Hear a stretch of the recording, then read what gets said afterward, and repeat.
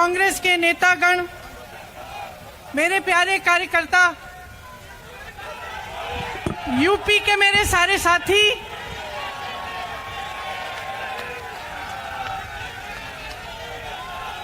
हम आज यहां, सुनाई दे रहा है?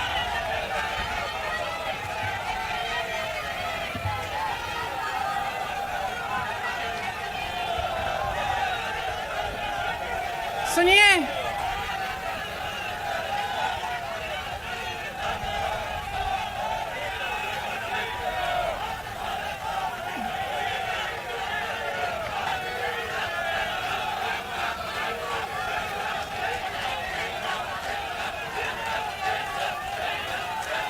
अब बोलूं? इजाजत है? मेरे यूपी के भाइयों, बोलने दो। देखिए, यहां पे बैठे हुए मेरे मन में एक पुरानी बात आई। 32 साल पुरानी बात है। मई 1991 की बात है। मेरे पिता की शव यात्रा तीन मूर्ति भवन से निकल रही थी। अपनी मां के साथ और अपने भाई के साथ हम एक गाड़ी में बैठे थे। सामने भारतीय सेना की एक ट्रक थी, फूलों से लदी हुई थी। उसके ऊपर मेरे पिताजी का शव था। थोड़ी देर काफिला चला, 5-10 मिनट चला। फिर राहुल कहने लगे मैं उतरना चाहता हूं। तो मां ने मना किया। उस समय सुरक्षा का भी बहुत वो था। तो मां ने कहा नहीं, तुम उतर नहीं सकते। राहुल ने जिद की, नहीं मैं उतरूंगा। मैंने मां से कहा मां उतरने दो। राहुल गाड़ी से उतरा। उस सेना की ट्रक के पीछे खड़ा होके चलने लगा और तीन मूर्ति से लेके कड़ी धूप में अपने पिता के जनाजे के पीछे पीछे पैदल चलते चलते चलते चलते यहां पहुंचा।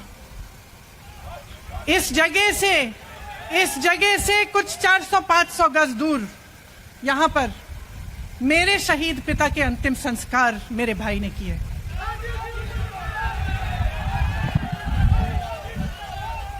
सुनिए, वो चित्र मेरे दिमाग में अभी भी है, मेरे मन में है। मेरे पिता का शव इस तिरंगे झंडे में लपेटा गया था। इस तिरंगे के नीचे मेरे पिता का शव था और उसके पीछे चलते चलते मेरा भाई यहां आया। उस शहीद पिता का अपमान भरी संसद में किया जाता है। उस शहीद के बेटे को आप देशद्रोही कहते हैं, आप मीर जाफर कहते हैं, उसकी आप मां का अपमान करते हैं। आपके मंत्री मेरी मां का अपमान भरी संसद में करते हैं।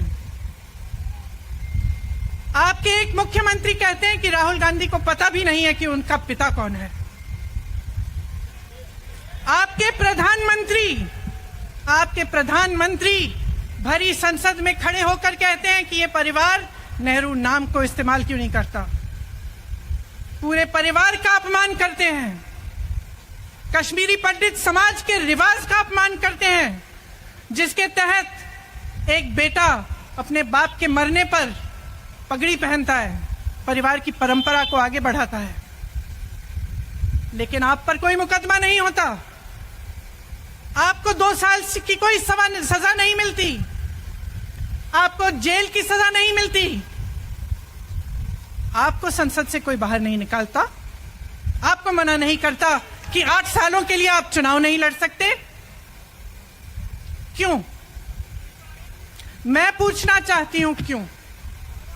आज तक हम चुप रहे हैं, हमारे परिवार का अपमान करते गए।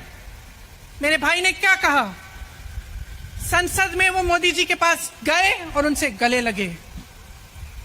मेरे भाई ने कहा मैं आपसे नफरत नहीं करता हूं, मेरे दिल में आपके लिए कोई नफरत नहीं है, हमारी विचारधारा अलग है, लेकिन हमारी नफरत की विचारधारा नहीं है। तो मैं पूछना चाहती हूं, एक आदमी का कितना अपमान करोगे? कितना अपमान करोगे? क्या यही है इस देश की परंपरा? जो सोचता है कि तमाम एजेंसियों को लगाकर, हम पे छापे मारकर, हमसे कुछ भी कर ले, हमको हमें डराएंगे, वो गलत सोचते हैं। हम डरने वाले नहीं हैं। हम और मजबूती से लड़ेंगे। हम इस देश के लोकतंत्र के लिए कुछ भी करने के लिए तैयार हैं। इस देश के लोकतंत्र को, इसकी नींव कांग्रेस पार्टी के महान महापुरुषों ने की डाली है। कांग्रेस पार्टी लड़ी इस देश की आजादी के लिए और आज भी इस देश की आजादी के लिए ही लड़ रही है। कभी कभी मैं सोचती हूं, मुझे समझ में नहीं आता कि पब्लिक क्या सोच रही है। क्या देख नहीं रही है क्या हो रहा है? क्या आपको दिख नहीं रहा है कि आपकी सारी संपत्ति लूटी जा रही है, एक आदमी को दी जा रही है? गिने चुने उद्योगपतियों को सब कुछ दिया जा रहा है। किसकी संपत्ति है? ये राहुल गांधी की संपत्ति है। ये आपकी संपत्ति है। ये पीएसयू किसके हैं? किसके लिए बनाए गए? आपके लिए बनाए गए, जो ऐसे एक के बाद एक इनको बेचे जा रहे हैं, दिए जा रहे हैं। इसी से तो आपका रोजगार आता है। छोटे उद्योगों से, छोटे व्यापारियों से आपका रोजगार आता है। किसी बड़े अडानी से नहीं आता। रोजगार नहीं देते, छीनते हैं आपका रोजगार। तो आप समझ क्यों नहीं पा रहे हैं? आप गैस के सिलेंडर के लिए 1000 रुपए दे रहे हैं और यहां आपकी सारी संपत्ति किसी को सौंपी जा रही है। राहुल गांधी जी ने क्या कहा? अरे कौन सा इतना बड़ा जुल्म कर लिया कि आपसे 2 सवाल पूछ लिए, जवाब नहीं दे पाए ना, घबरा गए। और जो अहंकारी होते हैं, तानाशाह होते हैं, क्या करते हैं? जब सवालों का जवाब नहीं दे पाते तो पूरी सत्ता को लेकर जनता को दबाने की कोशिश करते हैं। जो सवाल उठाता है उसको दबाने की कोशिश करते हैं। 1 महीने के अंदर अंदर जज कह देते हैं कि राहुल गांधी को 2 साल की सजा मिलेगी। आपने देखा इस देश में कितने केस हैं कि जेल में 10 साल के लिए पड़े रहते हैं, उनकी सुनवाई नहीं होती। ये तो सुनवाई भी फट से हो गई, जजमेंट भी फट से हो गई, सजा भी फट से हो गई। और आपने कह दिया अगले दिन कि 8 सालों के लिए ये चुनाव नहीं लड़ सकते, संसद से बाहर कर देंगे इनको। वाह वाह वाह वाह वाह वाह,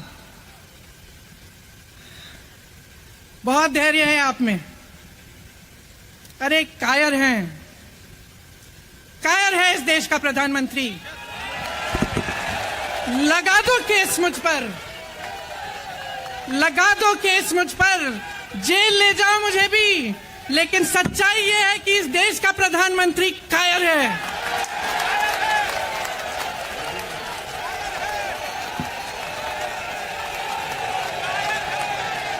अपनी सत्ता के पीछे छुपा हुआ है,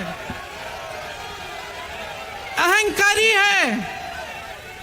और इस देश की बहुत पुरानी परंपरा है, इस देश की बहुत पुरानी परंपरा है, हिंदू धर्म की पुरानी परंपरा है कि अहंकारी राजा को जनता जवाब देती है।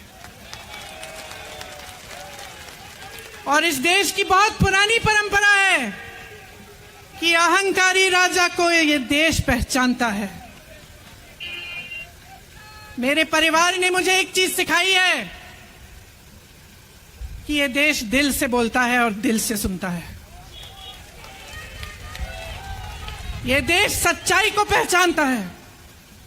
और मैं जानती हूं कि आज वो दिन है जब से सारा कुछ बदलने लगेगा। मेरे मीडिया के साथियों, मैं आपसे कहना चाहती हूं, बहुत हो गया है, बहुत हो गया है।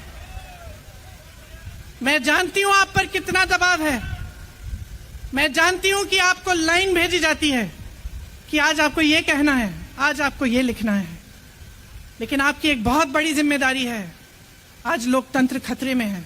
आपके दिल में भी ये होगी बात कि देश के लिए मैं सच्चाई बोलूंगा, मैं सच्चाई बोलूंगी।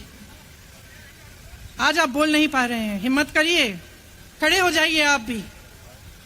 और जैसे खड़गे जी ने कहा कि तमाम पार्टियों ने आज अपनी आवाज उठाई है, उनका हम सब धन्यवाद देते हैं। और हम सबको एक होना पड़ेगा, इसलिए होना पड़ेगा क्योंकि आज ये देश खतरे में है। मेरे देशवासियों, आंखें खोल लो, समय आ गया है, डरो मत, इनका सामना करने का समय आ गया है। एकजुट हो जाओ, सामना करो, इस देश की सच्चाई को उभारो, इस देश की एकता को बनाए रखो और इस देश को आगे बढ़ाओ। जय हिंद, जय हिंद, जय हिंद।